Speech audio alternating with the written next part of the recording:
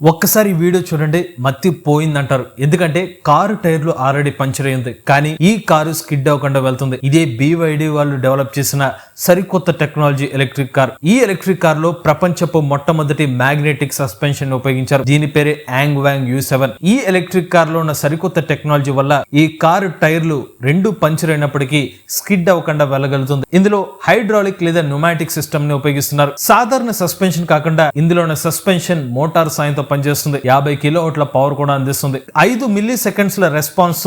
In case ఏమైనా సమస్య వస్తే ఈ మ్యాగ్నెట్ తో కంట్రోల్ అవుతున్న సస్పెన్షన్ ఈ కార్ ని మొత్తాన్ని కంట్రోల్ చేస్తుంది. ఈ ఎలక్ట్రిక్ కార్ 800 వోల్ట్ల ఆర్కిటెక్చర్ సాయంతో పనిచేస్తుంది. అలానే ఈ ఎలక్ట్రిక్ కార్ గంటకు 160 కిలోమీటర్ల టాప్ స్పీడ్ తో ప్రయాణిస్తుంది.